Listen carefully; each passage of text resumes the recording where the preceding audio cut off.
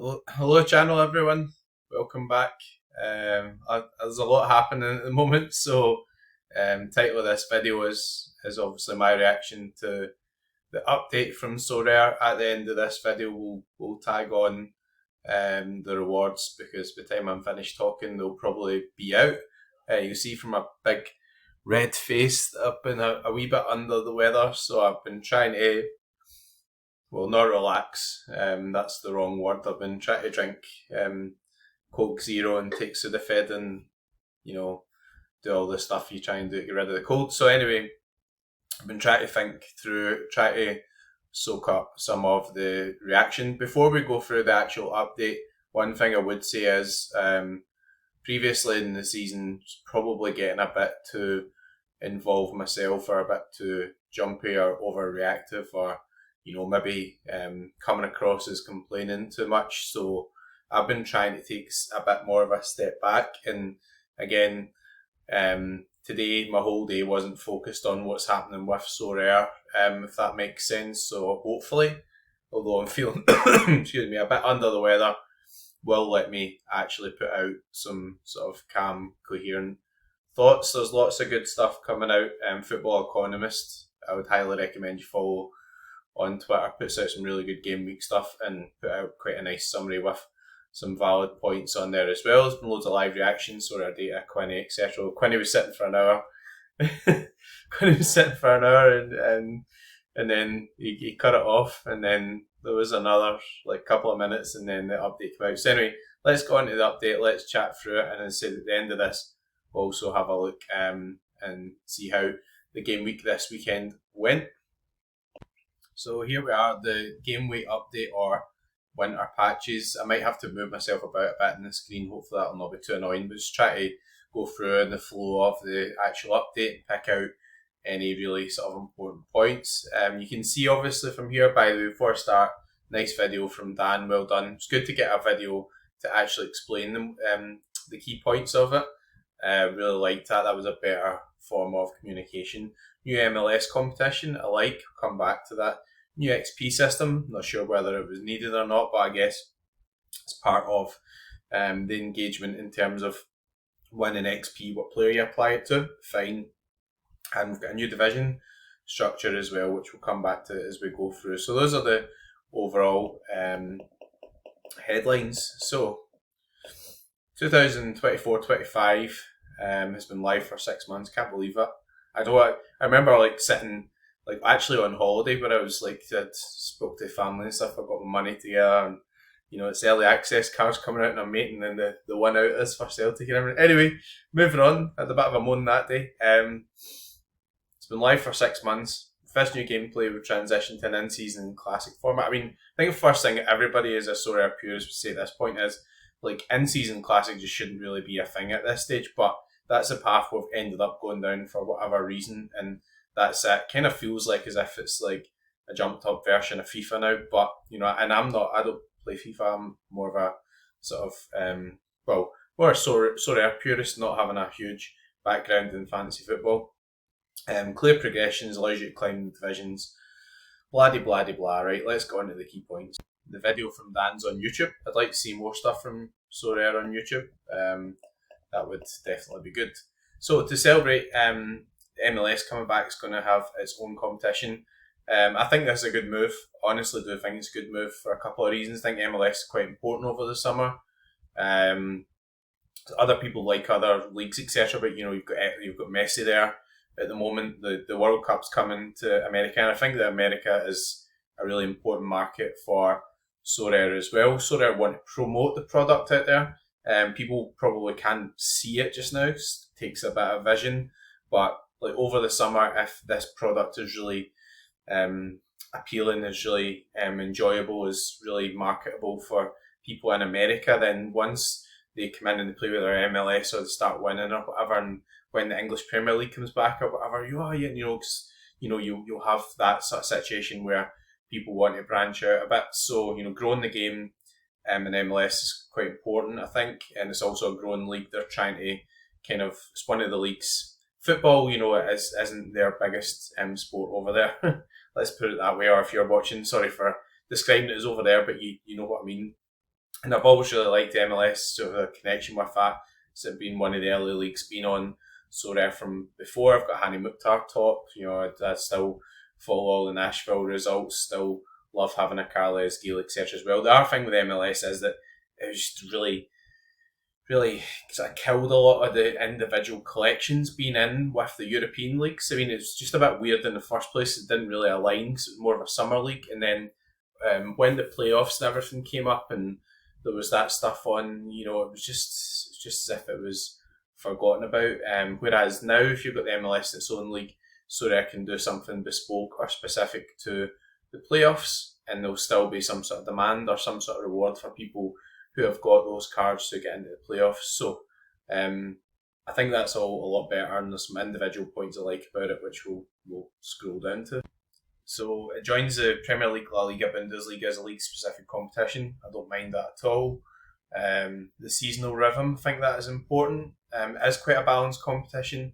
But one thing I've quite liked about the EPL over Christmas is nobody's really dominated it. It's not been all Arsenal stacks, it's all been all Liverpool stacks. But they've done pretty well. There's been weeks where Brentford have won. That's quite nice for competition. Gives everybody a chance. Everybody will go just now, oh well, contenders not been that way, but that's been a spell for Celtic, which have been a sort of huge spell of domination. Even Rangers having to be able to keep up with that. But with MLS, it's quite a fun league in that you don't get a lot of clean sheets, etc. Defending isn't there. 40, the number 10s, everything will do pretty well. The MLS cards will no longer compete against Euro Challenger cards. Again, that is important because when you launch the MLS and the cards come out, then your PSV collections, everything are 16, 17%. So, yeah, that's not good for them. If you're a Challenger player, which I'm not really that big on, although I do have Messi and I do have some Miami cards and stuff, so I wouldn't regard myself as a Challenger specific gallery or whatever, then having 3 extra slots is quite good. I think from that perspective as well.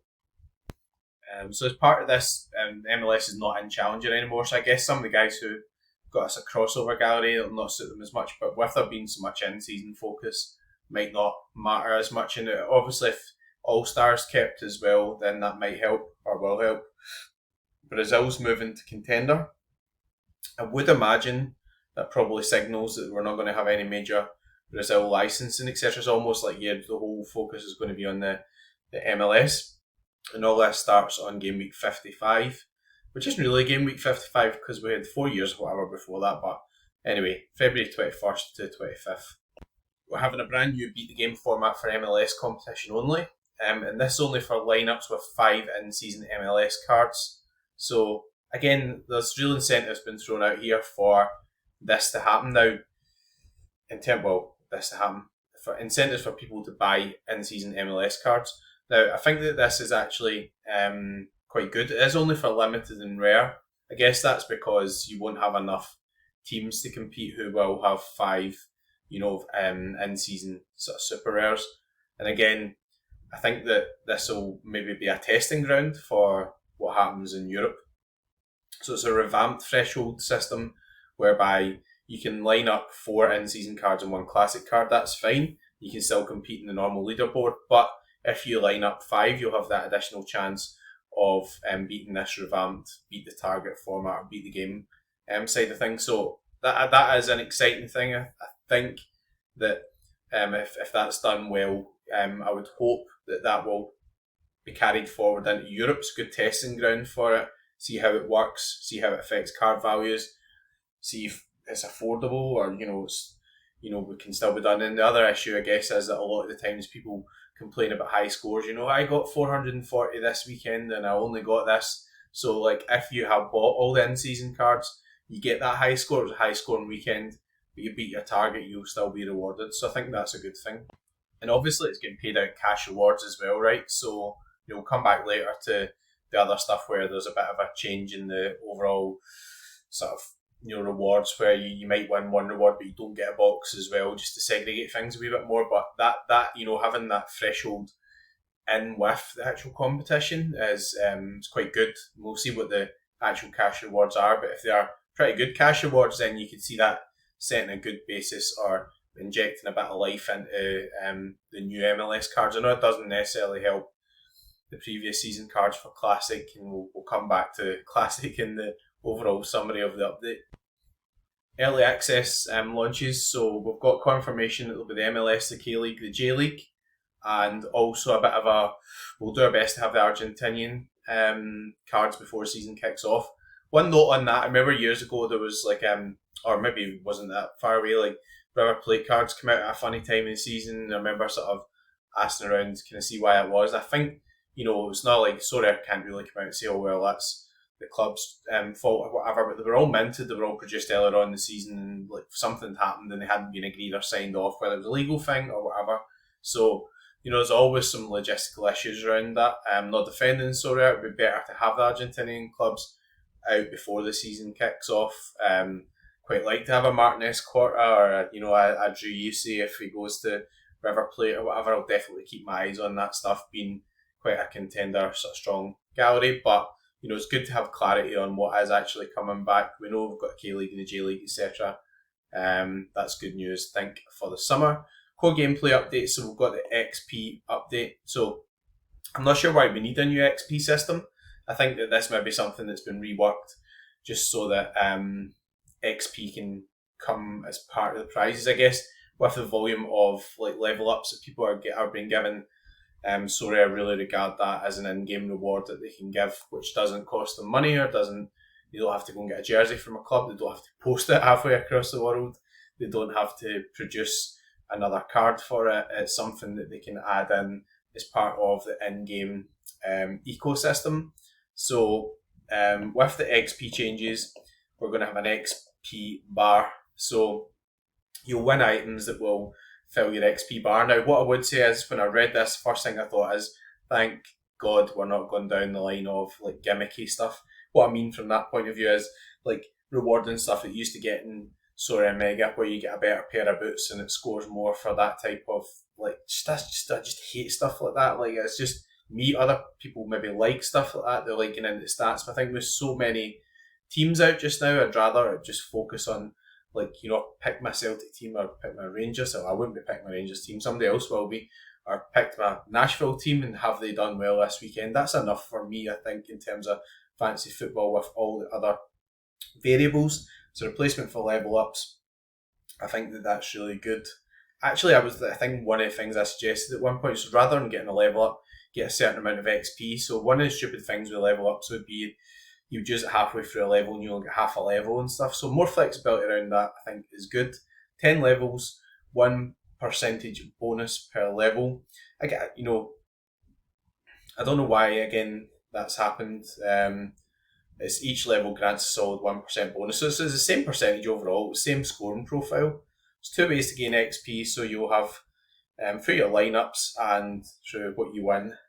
I don't mind it. I mean, I really don't mind it. It gives you an element of strategy. I've got a lot of level ups just now, so I'll need to check when this is going to change because I'm to actually use them in something, unless Sorare say, well, you can convert your existing level ups to some XP instead. That's what I would like, actually, but we'll see. I'm sure as long as we get given notice and that's fine.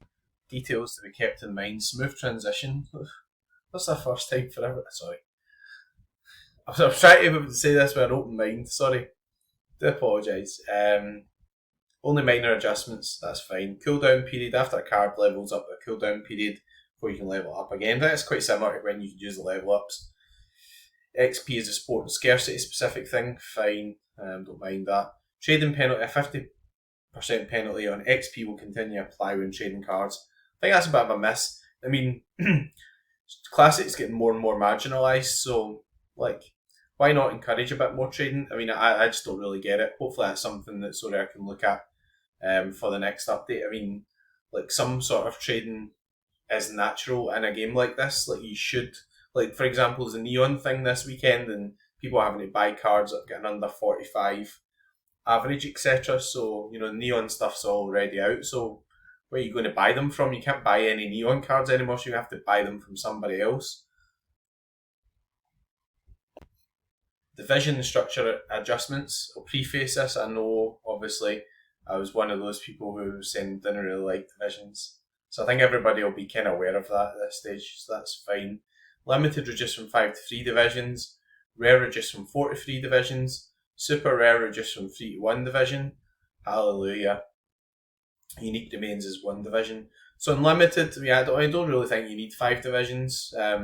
Don't mind that at all. We'll come back to the structure of the actual cache in a minute. Rare from 4 to 3 again, don't mind it so much. Super rare, that you don't need, I don't think, 3 divisions in super rare, just isn't needed. Like, and also the other issue, and if you don't play super rare, you won't really understand this, but a lot of the game weeks, particularly the lower tier game weeks, you know, you go to win a super rare, say a D2, and the best you can get is a tier 2. You imagine entering a limited competition and somebody says, if you win this competition, the best you can get is a tier 2. And you're like, what about the stars? What about the tier 1s and stuff? And then if I get a tier 2, I might get somebody further down the pool. Like, just the cards are just not available. And there's nothing wrong with somebody putting out a team, getting the highest score, and them winning the prize or whatever. It's kind of going back to that. Also, from a personal point of view, the going up and down through the divisions, I think it's easier to manage that in rare and limited. For example, if you win EPL rare division 2, you can win a star rare. And I was on one of the shows with the Pen the Z, and he said that he won one of those and he got like a Mo Salah, so he's quite happy with that. He thought he would get a lower down star, but he was delighted he got a Mo Salah. So the difference there is, in rare, there's a lot more supply, and you can still give out a star rare for winning Division 2, but you can't do that in Super Rare. The card supply doesn't exist. So basically, people in Divisions 2 and 3 are just getting shite, and that's no longer the case. Now, if you get a good score, you win something, and I think, leaving other things aside, that's fine. I think that Super Rare still does maybe need some sort of threshold or some sort of underdog type tournament to deal with the other cards aren't able to compete with the cards up the top, but I do like that move. Promotion and relegation rates have been sort of changed. I don't have the head power or the brain power at this stage today to actually deal with how that all shakes out. I just want to see that in action. But if you're going to change the dynamics of the division, then you're going to have to change percentages. So I get it. I guess if there's less divisions, you're probably slightly less likely to be promoted or relegated as well. So same reasons will apply. Somebody's had a baby, somebody's got a dead leg and had to go to hospital. There's been some fog or whatever. All those things will not change. But if there's less divisions, then you'll be less prone to going up and going down. How does it improve the gameplay? Well, consolidation of the prize pools. If you start in Division 5, it takes longer to work up. I do get that as well. I remember I was a bit late today in getting some of the English Premier League cards just because I couldn't afford them for never at the start of the season. If you get to the start of the season and say, I want to buy all the in-season cards that I want, then you would need to go and rob a bank. Even, I've got a good gallery, I produce like wins, I've got money then to spend. I still didn't have enough to buy all the Celtic cards I wanted, all the Bayern cards I wanted, all the Arsenal cards I wanted, all the Real Madrid cards I wanted, some of the Barcelona cards I wanted. It's just not possible. So, if you come to it a wee bit later, it gives you a bit of chance to move up a bit quicker, hopefully. Enhancing the Super Rare experience. Few participants in Super Rare, supply constraints, having multiple Super Rare. I agree with that. Yeah. We're on to a point I don't really agree with, and I've seen a few posts about this from Super Rare users, and I do completely get it. So the classic slot in season is being changed. Now there's a couple of things with this. I'll give you the kind of pros and the cons. So from my point of view, the fact that you'll only be able to put one classic card in kind of suits me a bit, actually, having the full sort of Celtic collection, have a lot of the in-season cards. Being somebody who's spent money on in-season cards. So what you can't have the meta game that actually the best lineups always going to be Schmeichel, Trusty, Carter, Vickers, Ezequiel, Barco in Russia, and Berardi, or Ezequiel, Barco and Shaqiri or whatever, because that's kind of what's happening at the moment. Because you can put in two cards, people are saying, right, well, McBride's got all the Celtic cards, he's doing pretty well, so how will I beat that? And you'll go and you'll do that. What Sorare want is, Sorare want you to buy a Rangers in-season stack, a Hearts in-season stack. Some of these new Aberdeen players that Aberdeen are signing, or some of the players Hearts are getting, from the Tony Bloom group. They want you to buy them. They don't want you to go and buy Joe Blogs that's transferred to China. So I can see why. Obviously, there's that element of things. The other flip side of things, we're doing pros and cons here. I can totally understand why people were pissed off. I mean, if you people have been planning towards this, and there's like what 5 weeks notice or something, so if you just went and spent like 500 or 600 quid on a goalkeeper or whatever to fill one of those slots, and Sorare just told you that actually you'll not be able to enter that in a month's time, you've got every right to be pissed off. This is the one bit I wish they just said, okay, we're going to do this, but we'll do it next season. Or just said, what we'll do is we'll do this, we'll do it for like the MLS, etc. But we'll leave it alone for the current European season because you've all bought your cards and stuff. But I guess there's an issue with that as well. So you're running Contender, you're going to introduce K-League and J-League to Contender. I guess you need to change it because there's crossover between those seasons. So that might be the reason for it. But existing managers are not going to like that. So here's the overall breakdown of it. I've summarised it already, I think. They really want to bring demand to the new cards. That's, you don't want a situation where it's like, we're selling MLS uniques, but somebody's already got 3 MLS uniques, they'll need to add 2, and they're minimising how much they're spending. If they keep paying out the money, they want people to buy the cards. That's the way it's gone. I'm not saying I agree with it. I just understand the business side of things, that you can't keep paying out at those levels, and at the end of the day, you've got to create demand for those cards as well. When the Messi Super Rare or whatever comes out, everybody's going to be falling over themselves to buy that card or those cards. I mean, you could probably sell 5 or 6 of them quite quickly and quite easily at the start of the season. No bother. So there we go. That's what it is. Give me your thoughts on that. If you're watching, you play Super Rare, let me know. Before we go off this topic, I know I've been quite vocal on Super Rare as well, been quite vocal on divisions. I think in season was there or thereabouts, and I was more focusing on the classic side of things. And that's one of the main disappointments, I think, with this update. It's like, we'll deal with classic in August.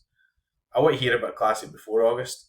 And all that stuff about the MLS in the summer is all about the in-season stuff, which I do understand, but it's almost like classics an afterthought.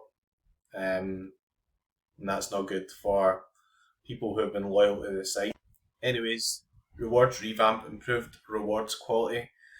I get that. I mean, rewards really important, right? I mean, with excuse me, with this overall update in the gameplay and the focus on getting more lineups out and everything, and the threshold, which was previously there, going. The issue is a lot of the lower tier cards don't really have any value in the game. So my kind of one bit of hope that I'm holding on to for the summer stuff is that, okay, we're going to give a threshold in some shape or form. We don't know what it is. But if you buy 5 in-season cards, that's fine. I mean, I don't think anybody's expecting that if you buy Lamine Yamal, that Sorare are going to pay you a threshold every game week until the point where I'm deed. Because by the time he's like retiring, I'll probably be in a coffin somewhere. If this flu gets worse, might be this week. Well, touch wood, shut up. But you know what I mean. You can't.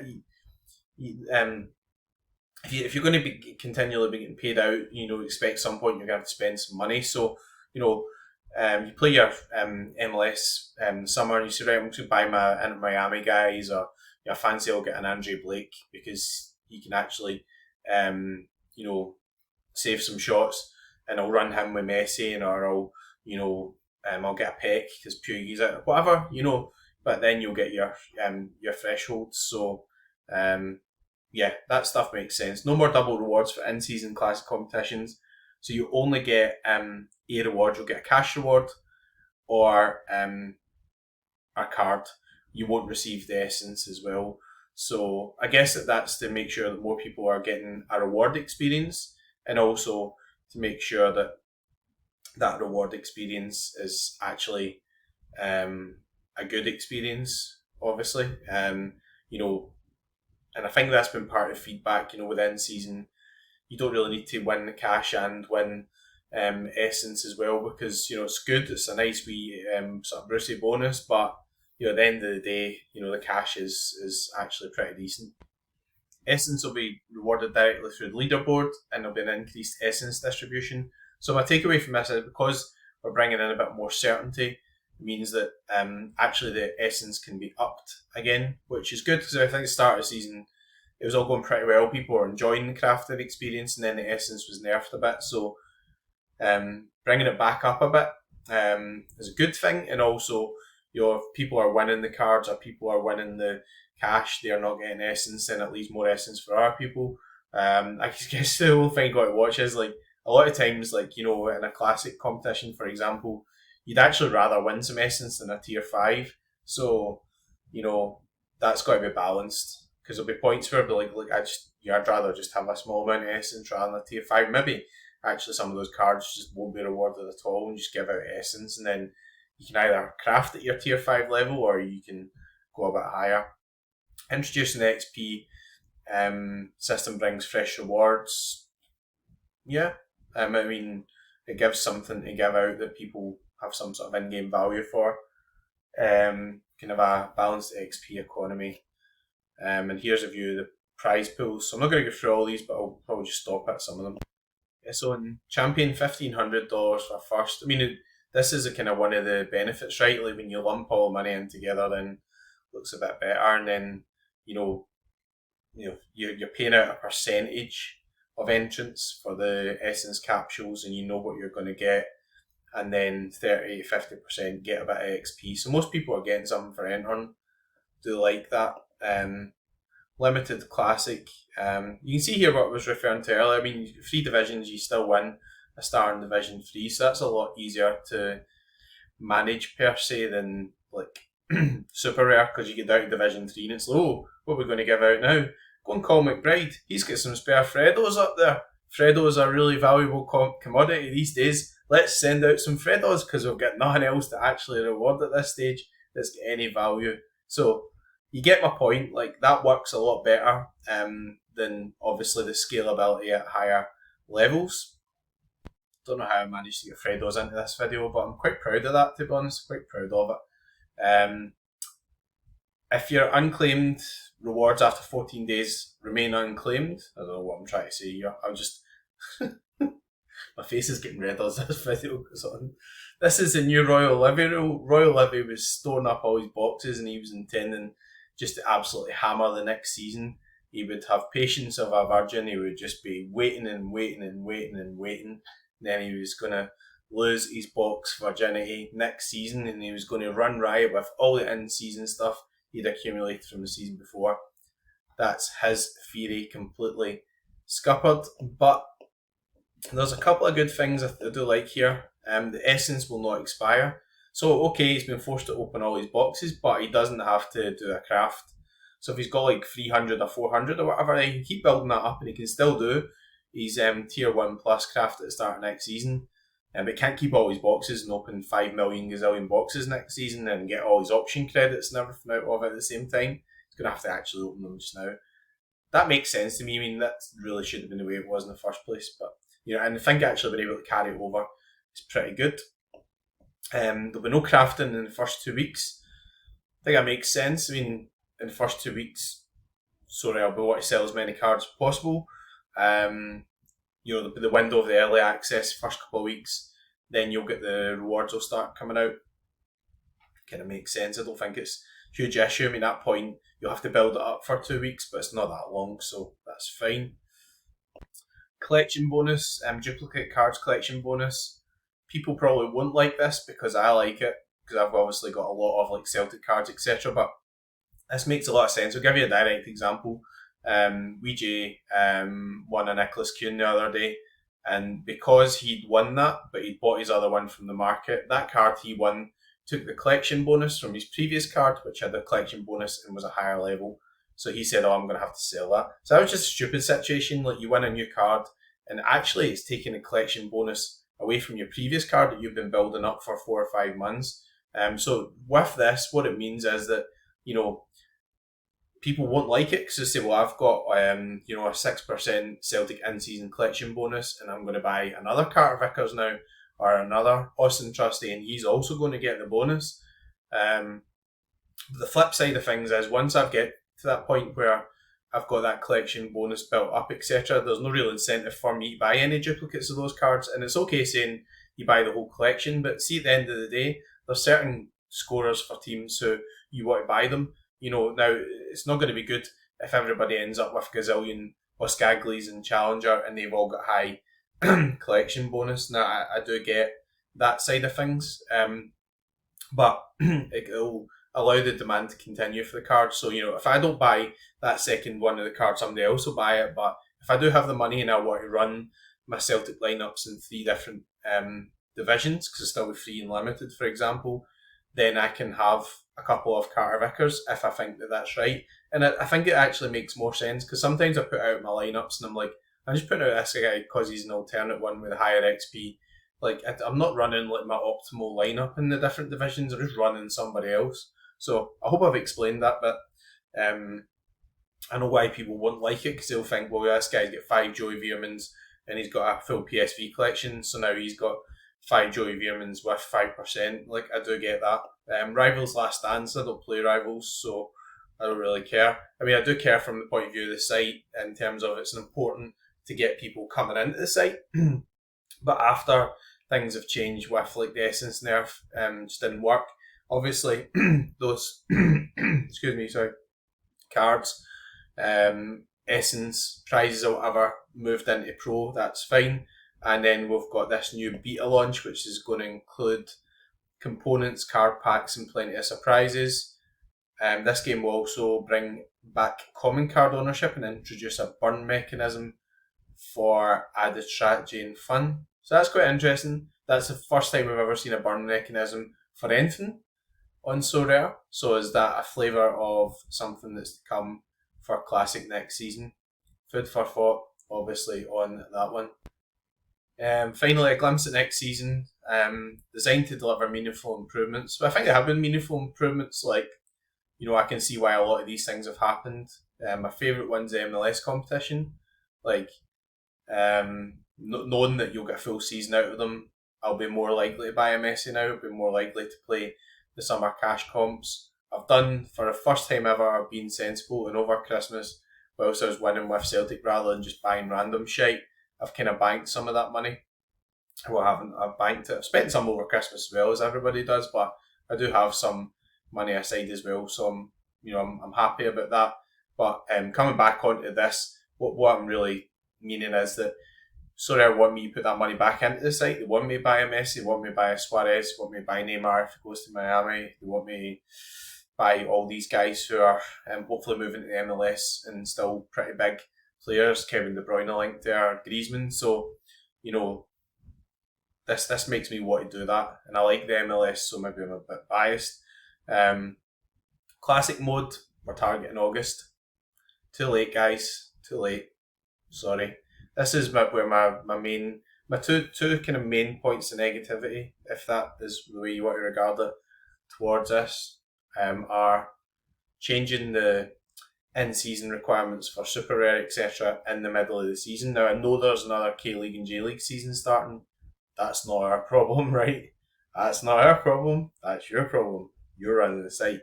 The second one is, from a Classic point of view, it just seems a bit too little too late. Classic's always an afterthought. As I said at the start of the video, Classic and in-season shouldn't be a thing, right? You know, everybody would have accepted that, you know, maybe you've had your cards and you store them up and everything, you've got the collection game, and you buy cards and maybe the threshold only applies to the in-season cards. Everybody would have accepted that. I think it's gone a bit too far now. When I have a chat with people about it, don't want to name drop anyone, but, you know, people often say, like, I can't really afford to keep respending every year. You know, a lot of these cards are quite expensive. I'm not a millionaire. I'm an ordinary person. I want to play a game. I want to play with good cards. I want to play at a reasonable level, but I can't just put in £10,000 in July, £10,000 in January. You know, that's like annual salaries for people in the UK, and I get that. So, That's the problem that Sorare have got with like classic, as you want to describe it. It's going to have to wait until the next season now. I guess we're on the 14th of January already, but to me it kind of comes across as if Sorare don't really know what to do with classic.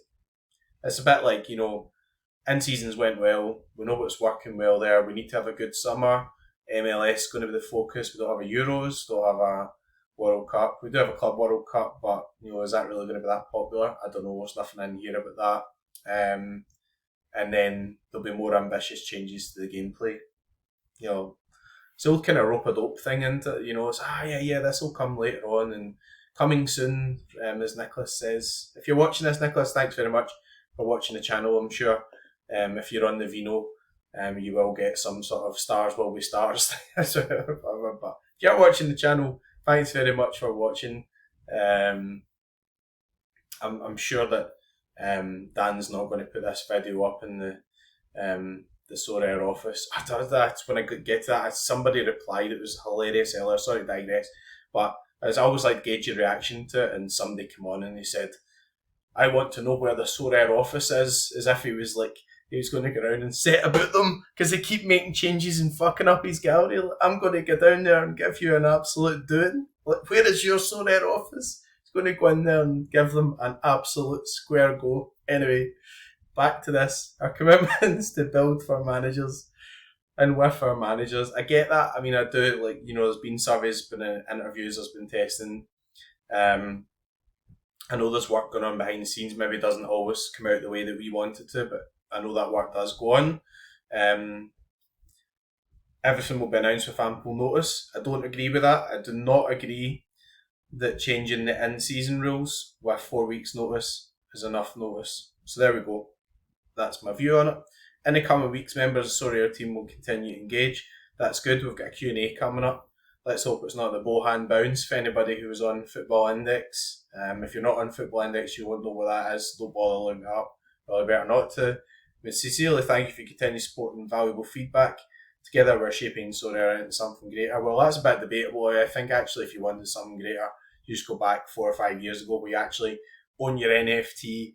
It's something that's scarce and it has value and it has overall value, but we are where we are now.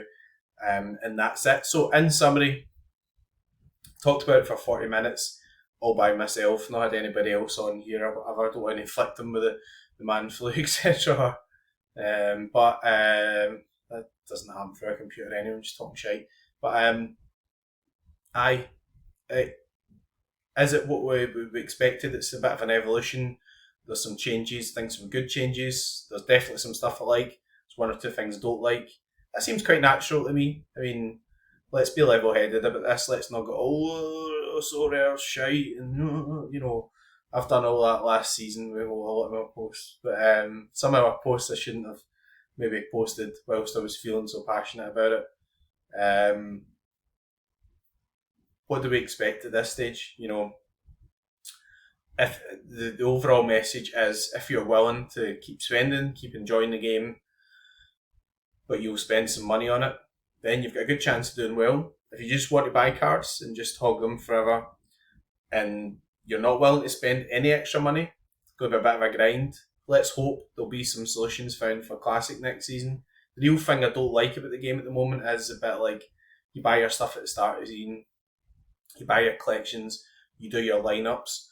There's not a big trading element of it. As when I started and sort of at the start, it would be like, you really need a Vanaken for this weekend because he's got a good fixture and you'd always be looking to go and get those pieces. But now with all the segregation and things moving about and the collection bonuses, it just doesn't really feel like that. It doesn't feel as if there's any in-game ecosystem for the trading, etc. On the flip side, because the early access has worked well, it does kind of feel as if you win a reward, you can get it sold. But overall card values, I don't know. There's a balance to be had there, as I referred to the person I was talking to earlier. If card prices are too high, and you've got to respend every season, nobody will be able to afford it.